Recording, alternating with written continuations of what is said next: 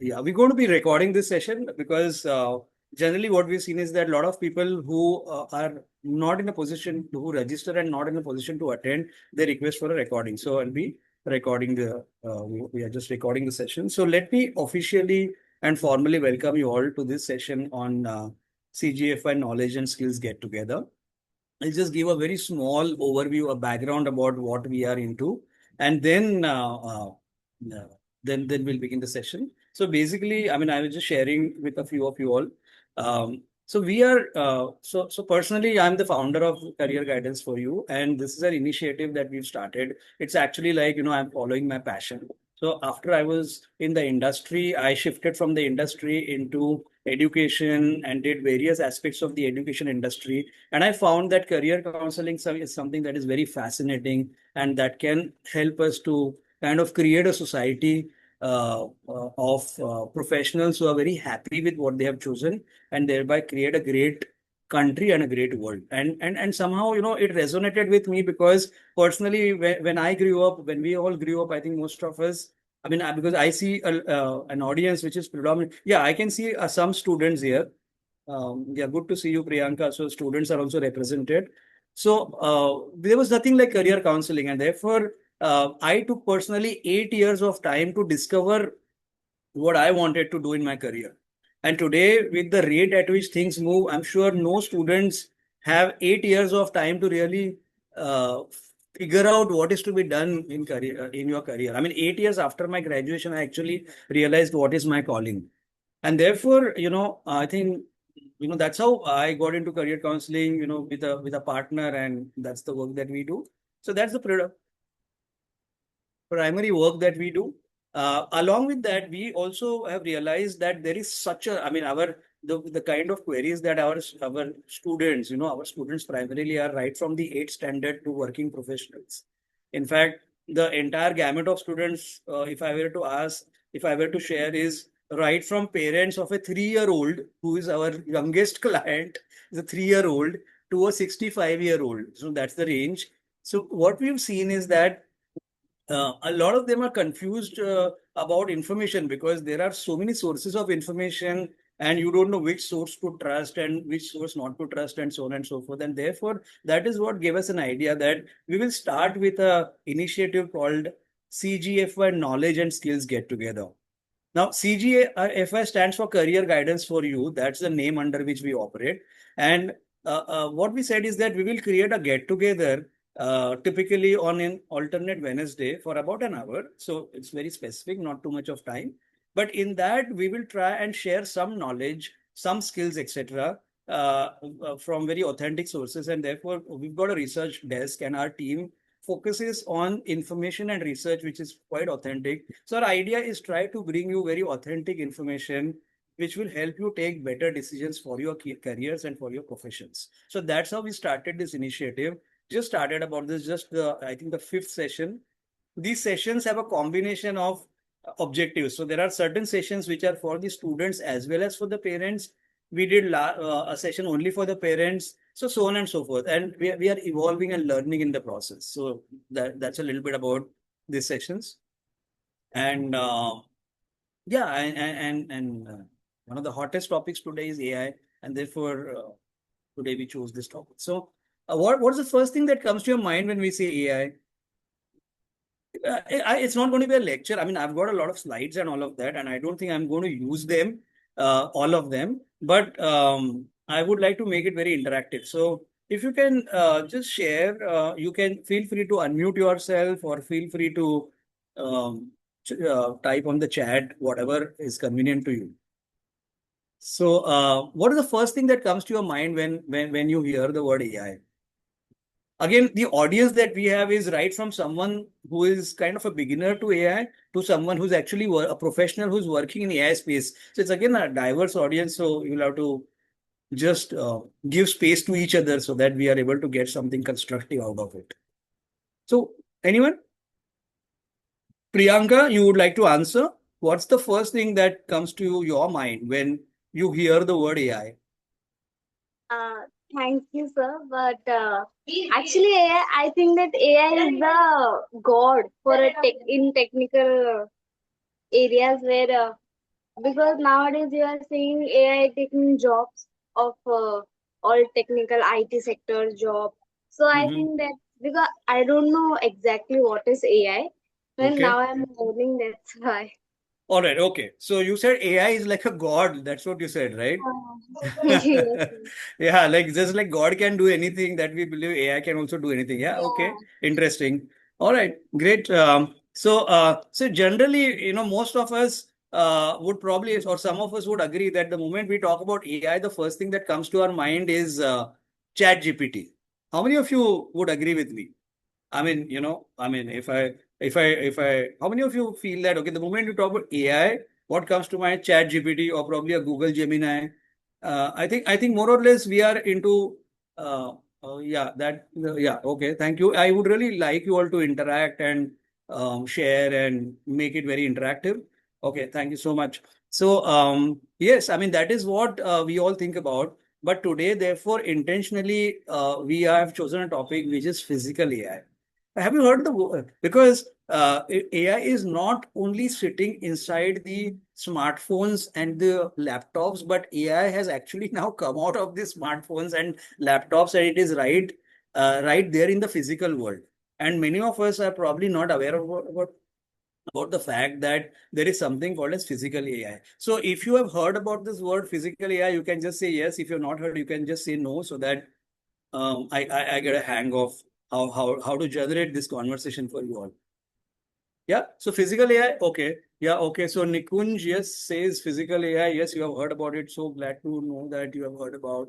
Yeah. Prajakta says no. All right. Okay. Fine. So some of us have heard about physical AI. Some of us have not heard about physical AI. So let me just show you a few slides also so that we make it a little more engaging. And let me just try and demystify this whole world of physical AI for you. I'm just going to share my screen.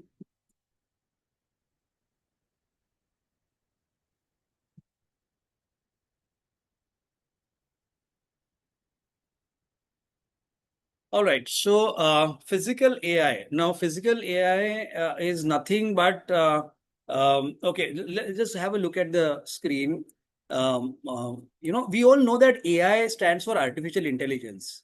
And right now, we have been used to intelligence coming out of a chat GPT or a software, etc. And we also know that there are robots, and we know that robots are meant to do repetitive work.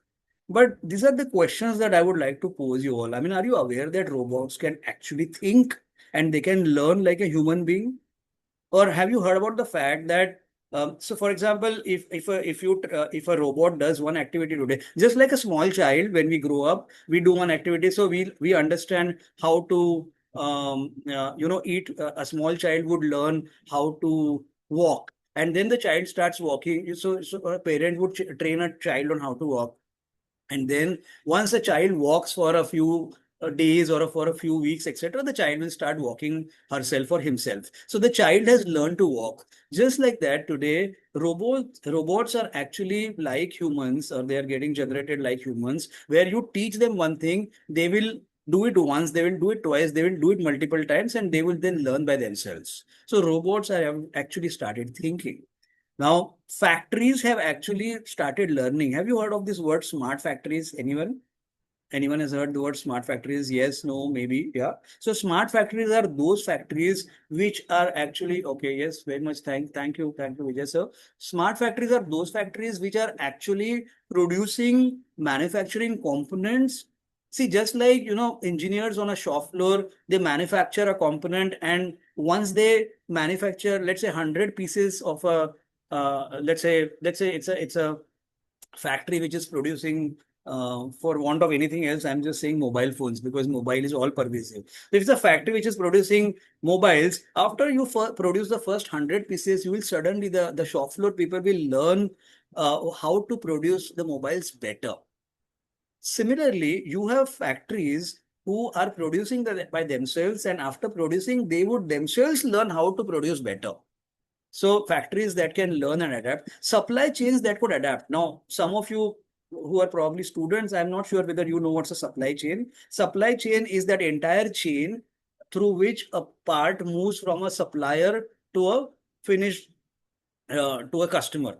So the entire movement of a component from a raw material to the factory, to the finished goods, to the warehouse, to the final customer is a supply chain. Now, supply chains, a smart supply chain is something which is actually adapting and learning by itself. So let's say that there is a delivery of a component that is expected to happen from Mumbai to Bangalore, and then suddenly one figures out that there is going to be a storm, and therefore a particular road, the regular road, is going to be closed. So the supply chain would, because it would also have a sensor of weather, it would all, which is connected and plugged into it, it would actually realize that I cannot move that truck from Mumbai to Bangalore through the regular route, because there is going to be a possibility of a storm, etc. And therefore, let me take a different route. So that's a supply chain that is adapting. So we are talking about AI, which is out there right into the physical world. Now, so just to define what is physical AI is nothing but it is a combination of AI plus robotics plus sensors. That's how I understand it. Now, so imagine a human being. A human being has got brain. Similarly, a physical AI has got a brain, and the software is that AI. That software is like the brain of the physical AI. Now, robotics is like a robot. It's like it may look like a humanoid, or it may look like a machine. In any case, it's a robot. So it has the arms and legs. So just like we have, so a human being has got, we call them organs of action, which are our arms and legs and all of that. So robotics is those organs of action. And human beings also have got the five sense organs, the eyes and the ears and that sense of touch, etc. So sensors which can sense, so cameras, microphones, pressure meters, temperature meters, etc. All these are sensors which are able to sense. So a combination of a system where there is software by way of AI, where there are humanoids or machines which actually are physically operating in the physical world, and sensors which are capturing information from the environment and thereby giving a message to the brain, which is the AI, that the robotic arm has to move in a different direction, just like a human being. That is physical AI. Clear so far? Simple? Okay, you can just say yes, no, you can just give me a thumbs up so that I understand that we are moving on the right track. Okay, now I'm going to take you about a couple of steps back so that you understand the whole process of evolution. Now, the whole industrial revolutions, I mean, today you must have heard of words like Industry 4.0. Some of you may have actually heard of Industry 5.0 also, which is not even, which is still coming. Now, the first industrial wave or the first industrial revolution was all about invention of the steam engine. And it was a steam engine that led to mechanization of production. So the first industrial revolution actually mechanized and created steam engines and mechanical machines so as to mechanize production. That is where the first shift happened. Now, why I'm saying this is because whenever there is any kind of a technological upgradation, it changes the way we live in a society, it changes the way we work in a society, and therefore it has a direct impact on our careers and our professions. And therefore, with the first industrial revolution, there was a significant shift in the professions of human beings from an agrarian economy to an industrial economy. So from being a farm worker, you became an industrial worker, or from being a farm entrepreneur, you probably became an industrial entrepreneur or whatever. Okay, so that was a shift. The second industrial revolution was all about electricity. So once electricity entered the world of steam engines and the factories, etc., it led to the concept of assembly line and mass production. So that's where Henry Ford and those famous model of black Model T cars, etc., all of that happened, and then the world of mass production started because of electricity, which was the second industrial revolution. And the kind of skills that were required in the second industrial revolution started changing from those required in the first industrial revolution, because you needed to be able to mass produce, and therefore efficiency started becoming very important. So machines which are more efficient, people who are more efficient, those who could support mass production, they started getting more in demand. The third industrial revolution is about the IT revolution. So the digital revolution, which is all about computers and internet and automation, etc., that started. And for the first time, we realized that There is something called as a computer, and we can do something on a computer and all of that. So that's the third revolution. The fourth industrial revolution is actually ongoing. Now, there is something very phenomenal that I want to tell you all. I was listening to one of the biggest experts, you can say like a thought leader, who made a wonderful statement that, he said that the world which was in 1970 and what it is today, the last 55 years, the way how has our life changed? I mean, I'm talking about the world in 1970 when owning a telephone was like an ultimate status symbol, I mean, or car was the beyond comprehension for many people, and so on and so forth. So from a world which was in 1970 to the world which is in 2025, the changes that we have experienced in terms of the physical society in which we live in and the careers that have then emerged.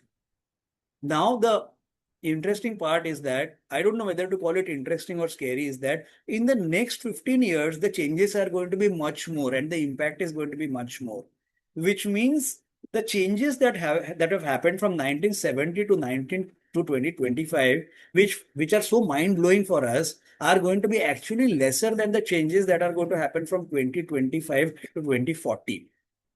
And therefore, students who are currently in college, 17 and 18-year-olds, when they become 30 and 35-year-olds, when they are still right in the middle of their careers, are going to experience a world and a profession which is completely different and unimaginable from what we are seeing today, primarily because the fourth industrial revolution is a fusion of physical and digital technologies.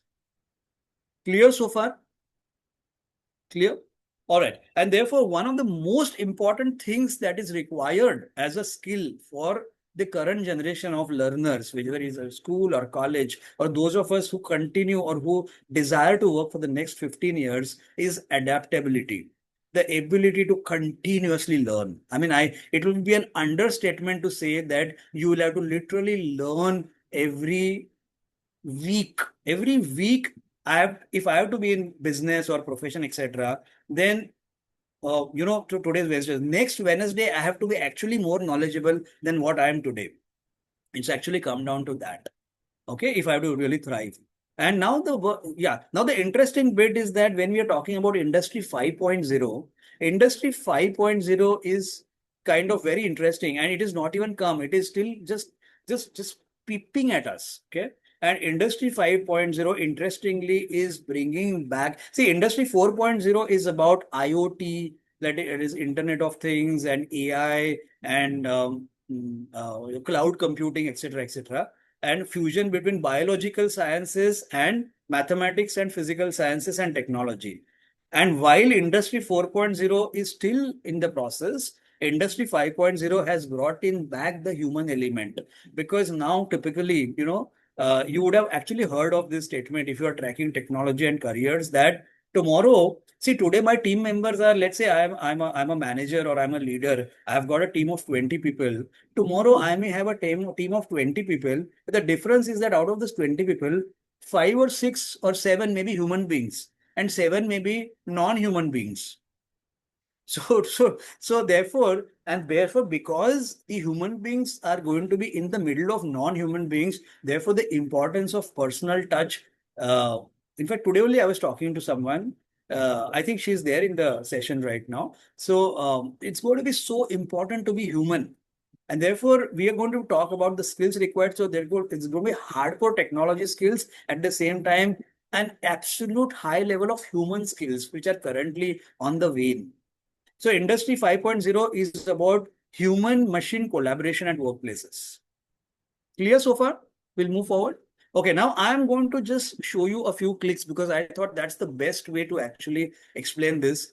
Okay, now we are at 7:30. I'm mindful of the time. We started at 7:10 because we wanted some people to kind of join in. Since it's a 1 hour session, I intend to take the session till about 8:10. So, yeah, now just giving you an idea. So, yeah, now I'm going to show you a few clicks, which can the idea of I'm going to show you a few sites, not few clicks. The idea of showing you these few sites is so that our minds open up. See, at the end of the session, I don't know whether you would get any answers, but the objective of the session is to stimulate in you questions and curiosity. So if you go back from the session at 8:10 with more questions in your mind, I would say that is the objective of the session. That is how the session has been designed. Because in 1 hour, I cannot give you any answer. Because some of you said that, okay, I'm here because I want to learn what is AI, etc. I don't know whether you will learn what is AI, but you will definitely get to know what all things are there to be learned in AI. That much definitely will happen. So let me tell you at various levels. Okay. Now I'm going to show you with respect to physical AI, couple of websites. Um, okay, let me just open the website. I know there is at least one professional doctor in this audience. If there are more, I'm not aware. But at least, and therefore, I'm choosing to open this site of Apollo Hospitals, which is very much an Indian group of hospital chains. I'm just hoping it will open because it doesn't seem to be opening.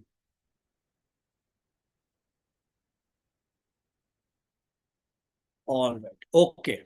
Oh, something else has opened, but let me okay, whatever has opened, let me show you whatever has happened. Opened, okay. So can you see this company called Q Cure.ai? You can just tell me yes or no so that I know that you are seeing the website and not the PPT. Are you able to see the website? If one of you can just say yes so that you can just, yeah, if you can just say yes, website, I know that the website is visible. Can one of you just say yes, website or no website? Yes, website. Okay, thank you so much. Wonderful. So if you look at Cure AI, just imagine, I think India is right now in a phenomenal place as far as these technologies are concerned. Let me just show you what this website is doing. You know, world's most adopted healthcare AI. One of the biggest application areas and domains for AI is healthcare. This is a company which is located in a suburb in Mumbai called Andheri. Okay, I just want to show this to you all so that okay, okay, maybe it's not. And if you see, their offices are worldwide. So company located in a small suburb, and no, it's not a small suburb. It's a suburb in Mumbai, offices worldwide. And what they are doing, if you look at their products, TB and public health, predictive analysis, detection, lung cancer, neurocritical care. These are their main products. So what they have a team comprising of medical specialists, engineering specialists, IT specialists, marketing specialists, all of that. It's a complete khichdi. And their job is the one of the biggest applications of AI is predicting that someone may catch a disease. So we are not talking about curing a disease. We are saying at the very basic, even when the symptoms are not there, we are actually talking about diagnosing without symptoms. How interesting is that? Because here we are minim the minimal invasive surgeries with minimum blood losses, minimal pain, etc., minimum what do you call incisions and all of that. And surgeons can actually use very high resolution cameras to really figure out and see inside the human bodies, etc. So this is obviously corrective. So healthcare is one huge application of AI. Huge application. Now let me open another website. Okay, let me open a website of let me open yeah, there is some websites for you. Okay. If I open the website of Amazon Robotics, okay, Amazon Robotics, you will, I mean, though for those who are aware of it, great. But if you are not aware of it, Amazon uses, I don't know, they've got some 6.75 lakhs of robots which are operating their warehouses. So warehouses which have typically seen, storekeepers, etc. You are seeing this. All these are robots, autonomous vehicles, which are all operating in a manless manner, and they are literally running the warehouses of Amazon, and they are and not only that, but after running the warehouses of Amazon, they are also into deliveries. Now I'm going to give you a beautiful site. Uh, it's an amazing site. Okay. Zip line. Okay, zip line. Let me just open zip line drone and delivery. Just have a look at this website.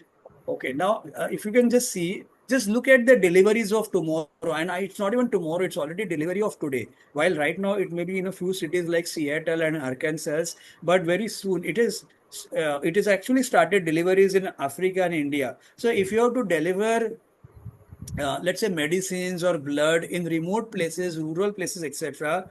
Right now, there is already these kind of drones which are operational, and you can see the precision with which they are, and you can see the children and their grandparents just waiting for the drone to come and the delivery to happen, and then it will just deliver it to you and it will go back.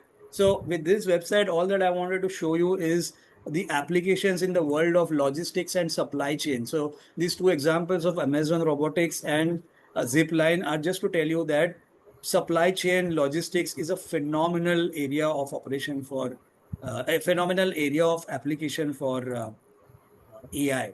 So while we talked about healthcare, preventive healthcare, corrective healthcare, completely different industry, which is the domain of people who study management, finance, supply chain, um, commerce, etc., etc., etc. Now, what I'm trying to tell you is that AI is and applications of AI are not just for the techies. It is equally for the students who are studying science. It is equally for students who are studying commerce. It is equally for students who are studying arts and humanities and languages. Okay, let me go back to the PPT because I think in with so many slides and so many things to share, uh, I'm just, yeah, okay. Now I'm going to show you another interesting and very, very interesting thing about an application and industry. Okay, let me just show you another one. Okay.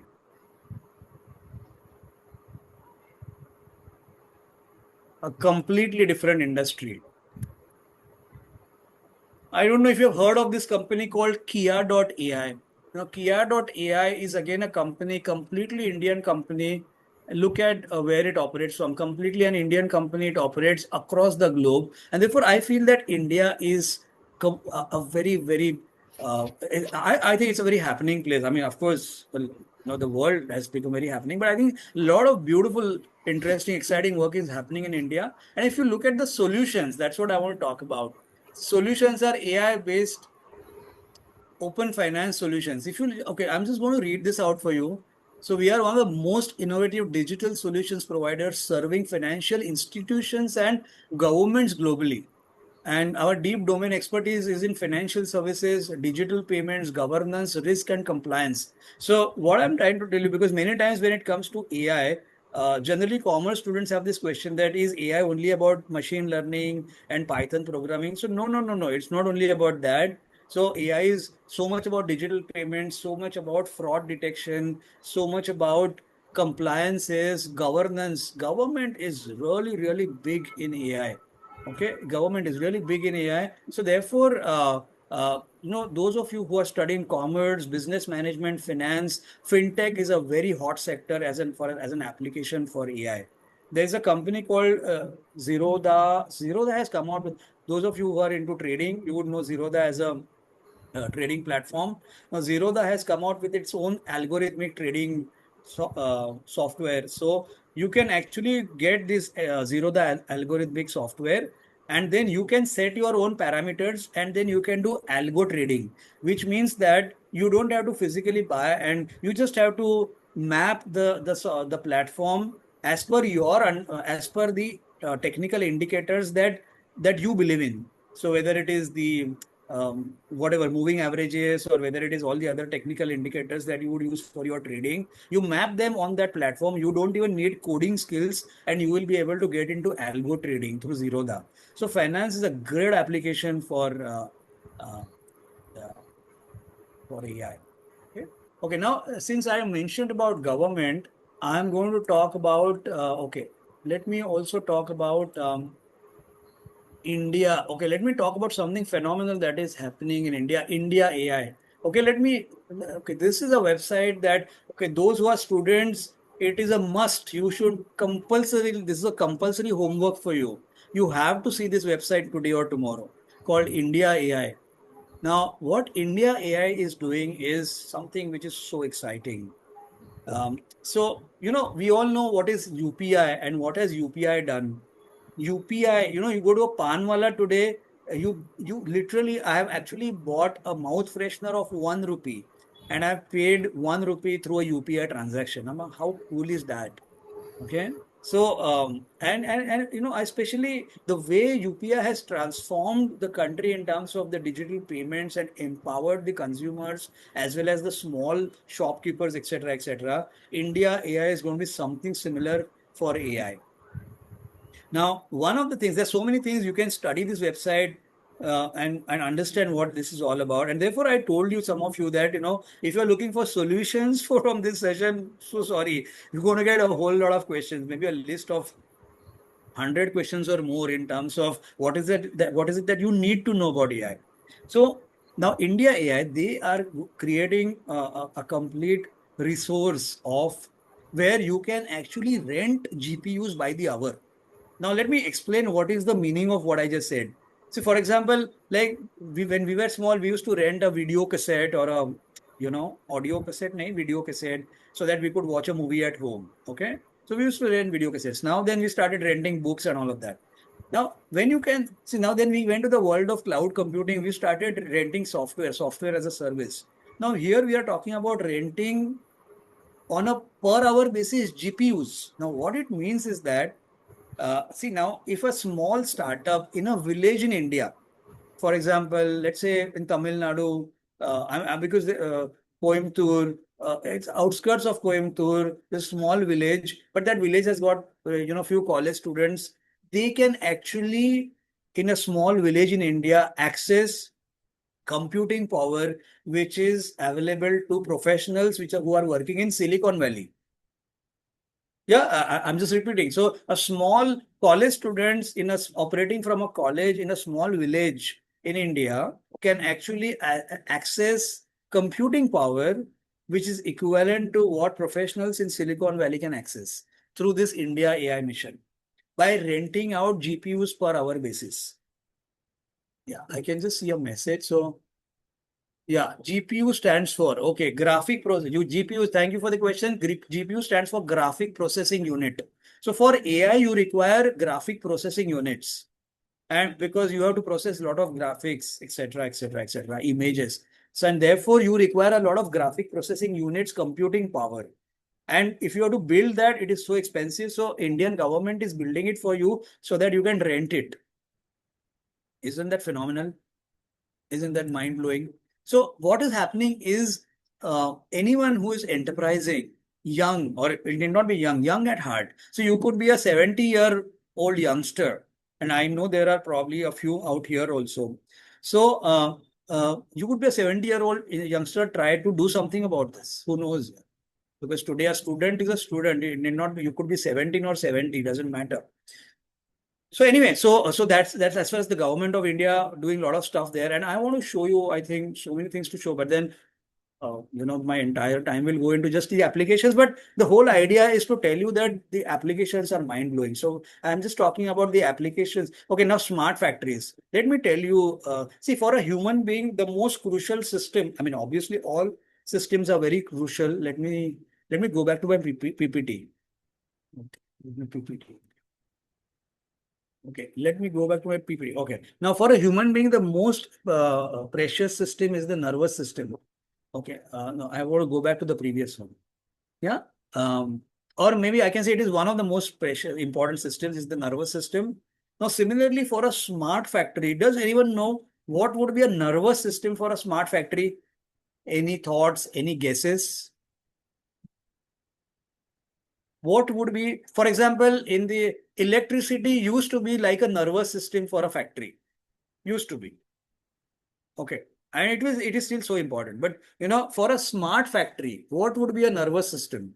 Those who are from the technical field can probably answer this.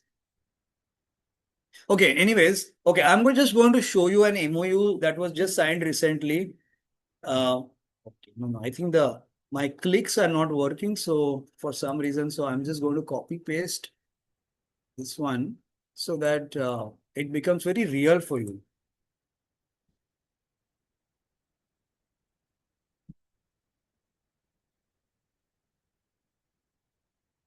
Okay, now I'm going to show you an MOU. Okay, is not available. So sorry. So it's not available anyway. So I cannot show it to you. So no problem. Let me come back to my PPT. So I wanted to just tell you that there is recent. So okay, the system of a smart factory is a private 5G network, internet network, because internet is so per all pervasive, and that too high speed, high. See, we are talking of a smart factory where there are very few human beings. Everything is automated. Everything is being done by machines, etc. And therefore, there is absolutely no scope of a shutdown. And today, if there is one crucial thing that is really required, that is high speed private internet network. So a 5G private industrial grade network.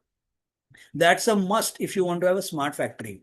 Now, recently an MOU has been signed between a refinery called it's called NML, Numaligarh Refinery, which is in a place in Assam, with BSNL, which is a telecom provider, and they are setting up India's first private 5G industrial captive um, internet providing facility.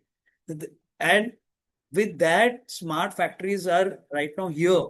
I mean, we are no longer talking about the fact that India will have smart factories. Smart factories are just around the corner because of this new development that has happened in the last month. And it has happened in a state like Assam. Yeah. And therefore, we are just here. The world of 5G physical AI is already here. All right. Okay. So many more things. Now, the first, okay, now let me tell you, if you are to be in electronic manufacturing, what is to be a king of electronic manufacturing, what do you need to manufacture? Anyone? Anyone who can answer this? Let's say you want to be, I mean, king means you are like an expert, right? So if you want to boast of and say that, okay, I'm the king of manufacturing electronics, what is it that I need to compulsory manufacture and have an expertise in? Okay, so fine. Let me answer this for you. It is semiconductor chips, which are called, and Tata Electronics is setting up India's first large scale fabrication facility for semiconductor manufacturing in the country. And that would change the entire dynamics of how India is being looked upon as a electronic manufacturing. Because the moment you start manufacturing, like they say, with silicon wafers, you start owning the space for electronic manufacturing. And therefore, I want to also tell all of you all who are like prospective engineers or parents whose children are thinking of engineering. I was seeing that as career counselors, we would look at any student who would say, I want to do engineering, would only talk about IT engineering and computer science. I want to tell you that the days of mechanical electronics are back, and they are back with a bang. So if you are considering electronics engineering, and I know because I know Priyanka, you are, I think, pursuing mechanical engineering, you are in the right space.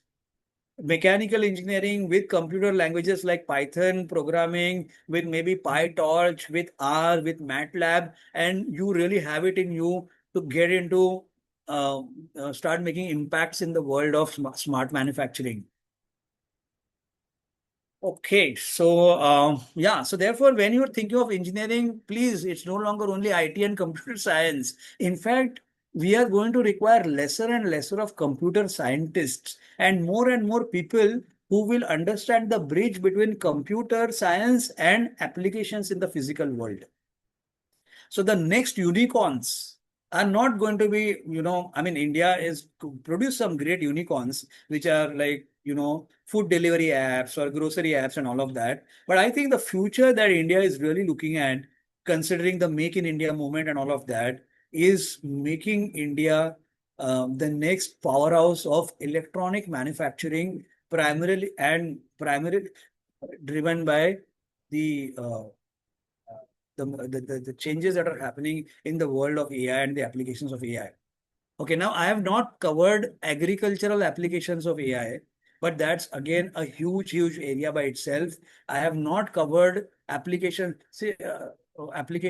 in the field of yeah, logistics I have covered, healthcare I have covered, Yeah, factories. Let me talk about, factories. Today, Siemens is actually creating the entire models of a factory. So before a high-tech factory is actually built, the entire model is available for you to test out in the virtual world before you make it physically. So I can tell you, the world is going to be so exciting. It is becoming so exciting for you. Okay, let me. Any questions on what we have spoken so far? I mean, I really don't know because I cannot see any one of you, and in this kind of a mode which is virtual, it becomes a little difficult to understand how the session is being received. But is it making sense? Is something? Are you kind of getting something out of it? Are you getting questions? Are you getting answers? Are you kind of getting something out of it? You can let me know. Yeah, okay, let me move forward. So, what I want to tell you is, see, predominantly since we are into career counseling, our uh, high focus in these sessions is to communicate to students that, I mean, because today, since I work a lot with students, a lot of students are concerned and worried about the fact that AI is going to take away their jobs. So, I don't want you all to be in that segment of students who is going to be worried about how AI is going to take away your job. I want you all to be in that segment which is saying, how do I win in this game by mastering my domain, which is not one but multiple domains, and by learning the AI tools so that I excel using AI. So the whole objective of these sessions is actually not giving information because the information is so much that what can I give in 1 hour? But it is to drive the message that you don't have to be scared because of AI. On the other hand, you have to develop that mindset that I'm going to ride on this AI horse in a way that I'm going to conquer the world. That's going to be actually possible. Okay. Yeah. So, yeah, healthcare, manufacturing, transport, logistics, these are the agriculture, these are the industries. Fintech is another industry. Language training, there is a company called Duolingo. They are doing phenomenal work with respect to using AI in language trainings. There are psychology. The world of psychology is being revamped completely by having some very good chatbots on mental health, etc., etc. So it's so much. Now I'm just going to share some of the institutions which are doing a lot of work with respect to AI applications. So there is IIT Hyderabad, which is doing a lot of work on robotic prosthetics. If you know what prosthetics is about artificial limbs, etc. So now IIT Hyderabad is focusing on robotics, prosthetics, and medical AI. Indian Institute of Science, Bangalore is now focusing a lot on agriculture and healthcare applications. Tata Electronics, I spoke about. There's a lot of action happening, a lot of action. And right now, what I've covered right now is actually not even the tip of the iceberg. It's not the tip of the iceberg. It is not even the tip of the tip of the iceberg is what we have covered right now.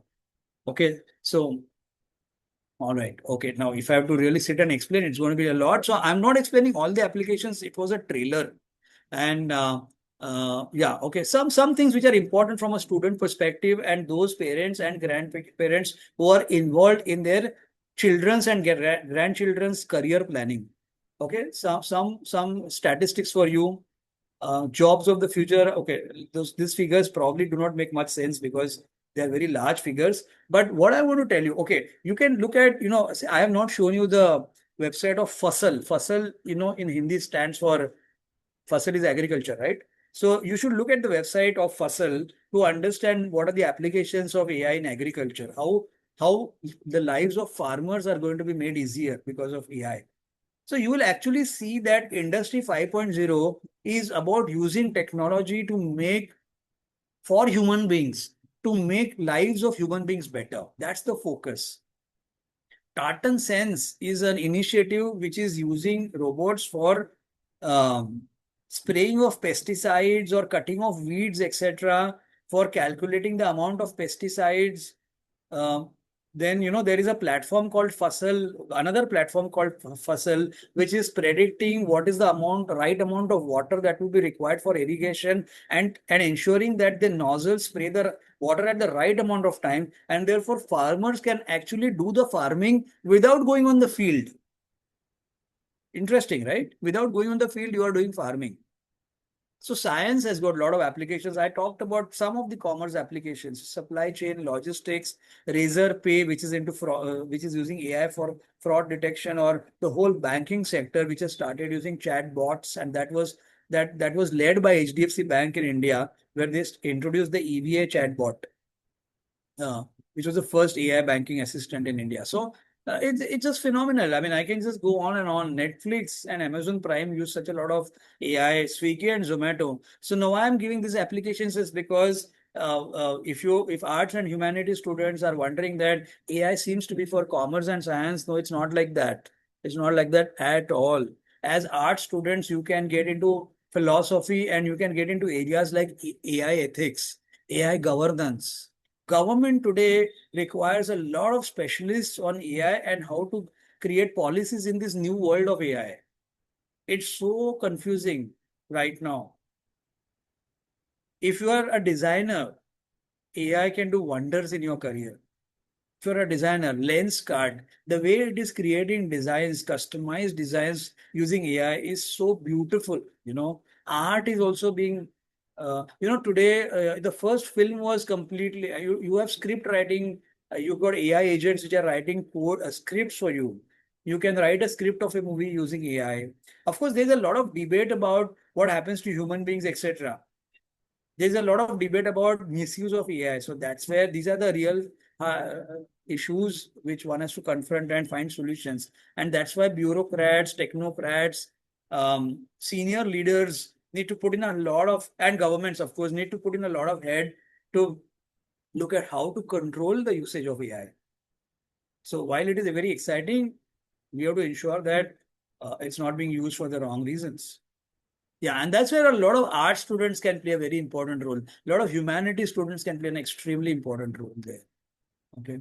Today, if you are going to be an IAS officer, if you do not understand AI, how will you survive? There's no way you can survive as an IAS officer or an IPS officer or an IRS officer without knowing AI. There's no way.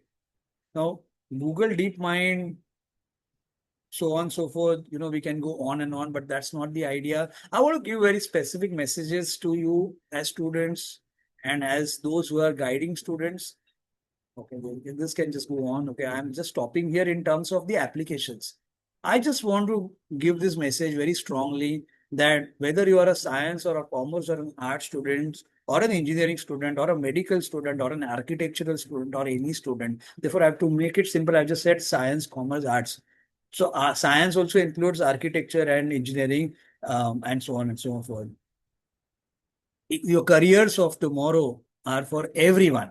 Everyone. You don't have to worry. Don't be into that mindset where you are worried. Be into the mindset where you are proactively using it. Okay, now there's a call to action. Good, it is on the slide because I keep forgetting, and our team keeps telling me that I forget to speak. Now, those of you who are present right now, I'm going to take about 10 more minutes before I wind up, or maybe 5 more minutes, and then Q&A for 5 minutes.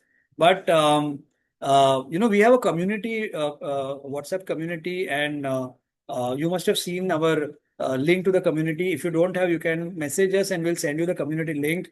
We would love to have you all in the community so that we'll keep on posting information about these kind of lectures or forthcoming attractions. And feel free to attend, feel free to get your friends, students, college students, school children, and their parents and grandparents, and let's all learn together in these get-togethers. So these get-togethers are for knowledge and skill enhancement, and enjoying and basking in knowledge and skills. So please be a part of the community. Most of the sessions will be free, but we'll obviously also have some paid sessions, etc. So it's going to be a mix of free sessions and paid sessions. So you all can choose what is it that is of your interest, and you can do that. Okay. Now, yeah, this is something I want to, okay, I'm just skipping this right now. I just want to tell you that what UPI has done for in the world of fintech and the role of government and technology, the same thing government and technology is doing in the world of physical AI. That much I can tell you. Okay, I've spoken about this. I'm moving forward. I'm not covering this because we've covered enough on this front.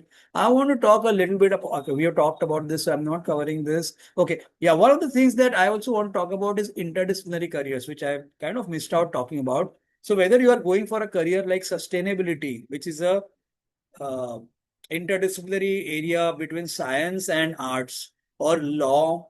When I say arts, it's more about policy, etc. And therefore, I'm saying arts. So, arts and science, or within science, physics and biology and chemistry and all of that. Yeah, or law, which is again about um, human based sociology, psychology, and legalities, and maybe company secretary. So all these interdisciplinary careers, also AI applications are phenomenal. You cannot be a successful lawyer today without understanding the predictive analysis capability of AI for predicting outcomes of a case. Yeah. So lots of things. Drone technology, space technology, we all know Operation Sindoor, the usage of drones, etc. It's literally all over the place. So I'm not really getting into things like machine learning, data science right now because that will be beyond the scope of this session right now. Yeah, I've talked about a lot of applications, business analytics, statistics. MBAs are going to be back with specialized knowledge in business analytics and usage of AI models in business analytics. UI, UX designers, human centric AI design. So, all of this is there. And I want to end the presentation with something so important. So, while the skills that you are going to be required, that are going to be required, are going to be so if you're going to be like a creator of AI systems, etc., you will obviously need skills like C++, Java, MATLAB, or ROS, or Open Computer Vision, or TensorFlow, and all of that. But what I want to really stress is the human skills part, which is the bottom section on your right hand side. Skills are like back, these human skills are completely back.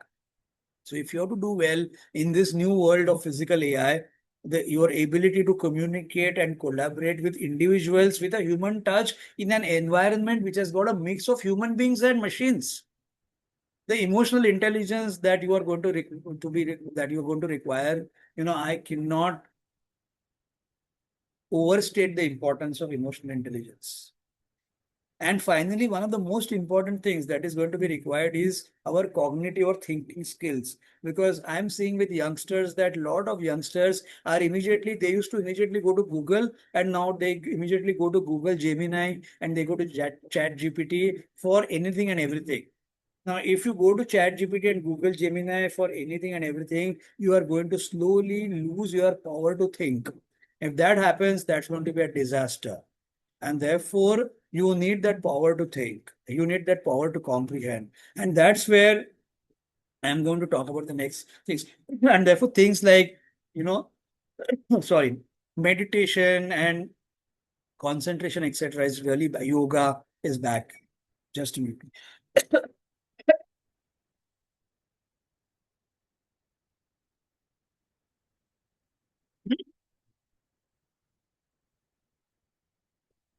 Okay, so questions?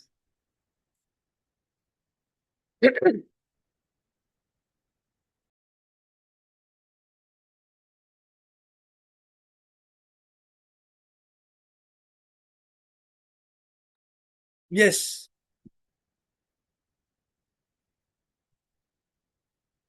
Are you all there?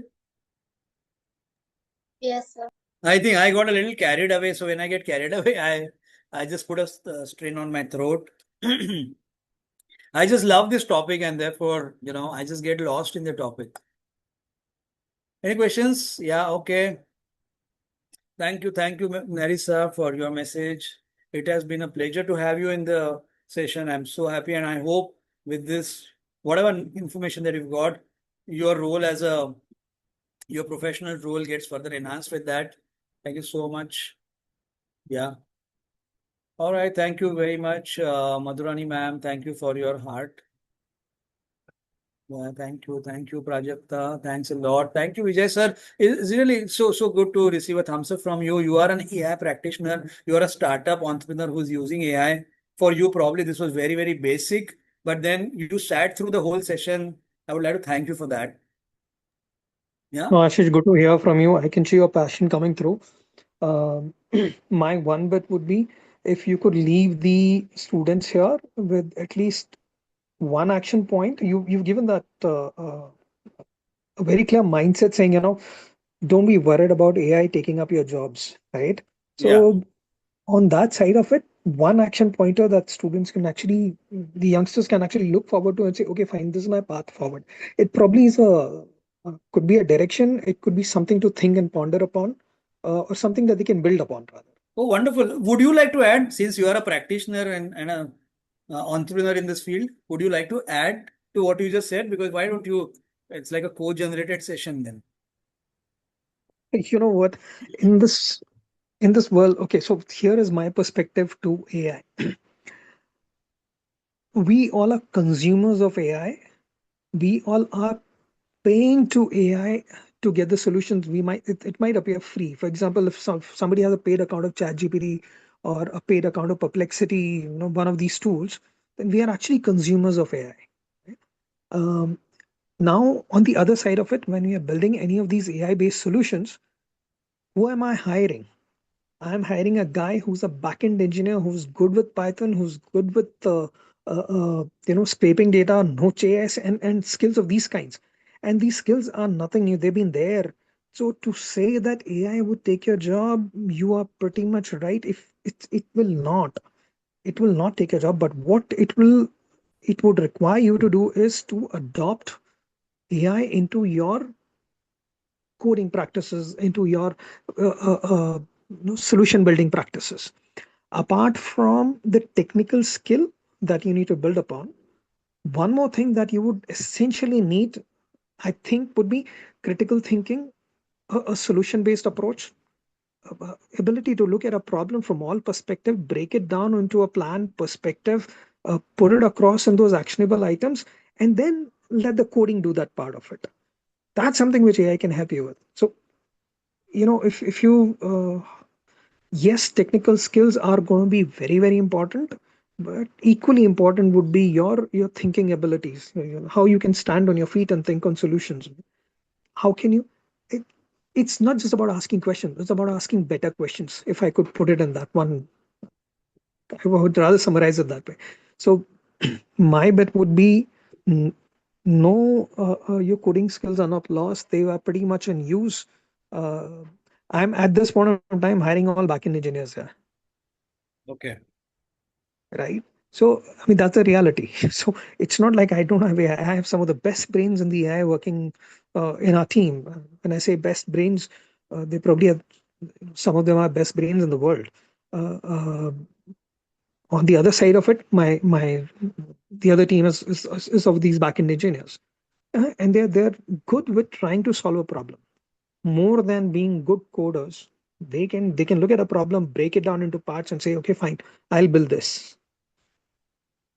Right. So Wonderful. that's my two. But actually, yes, you really need to, at this stage, when students are there, uh, one or two of those things that they can add on beyond college, beyond the regular stuff, that that can help them go forward. Right. And so I do not know if I made sense or not, No, but no, thanks a lot. In fact, what I'm getting is that, when we say the first principles thinking, where breaking down a problem and the cause and effect relationships and, the questions of, why and how, I think that is what I'm getting from what you just said, that the thing, exactly. critical thinking, and that is the worry is that is what you see going down.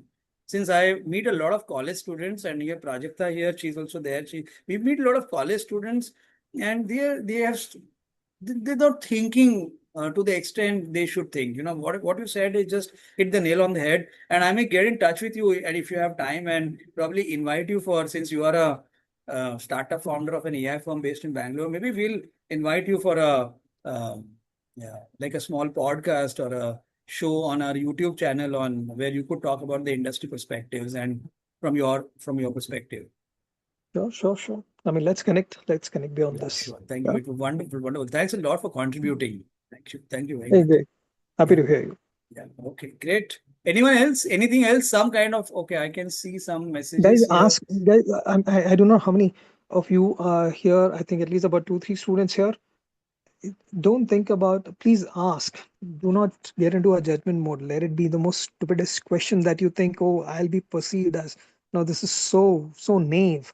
But then ask. You never know, what you think is naive actually could be so very deep rooted fundamental to you. So talk. I think You know, Unless you're you. very, very clear. I think you. Yeah, I think we had students, but I think students are these is actually so busy. I think some of them are logged out. So I am seeing that those who are Oh, right now yeah, yeah. present are probably not students, and therefore maybe they may not have those level of questions. That's Yeah. no, no, that's right. That's right. Yeah, but I can also see that you have a lot of passion for student development. Uh, Yeah, I great. am you are a learner lifelong, right? So Absolutely, you yeah. don't know where to put yourself as a. I mean, learning never ends. You're a student all life. So yeah. Right. Great, great. I'm so happy to see Devjyoti. I think Devjyoti, so many years. I don't know how many years we are on a common platform after maybe 15 years. All right, great. So if there are no questions further, then I would like to thank you all for being there for the last almost an hour, a little more than an hour, some of you, and um, enabling me to have a conversation with you all. And while so many people who have actually registered have not attended, what we'll do is we'll send across the recording. And thank you so much, Vijay sir, for actually contributing and talking about very crucial things towards the end. They mean a lot in terms of making the session more enriching. Thanks a lot, and thank you all the participants for taking the time and believing that it's going to be of utility to you all. Thanks a lot. We'll end the meeting now.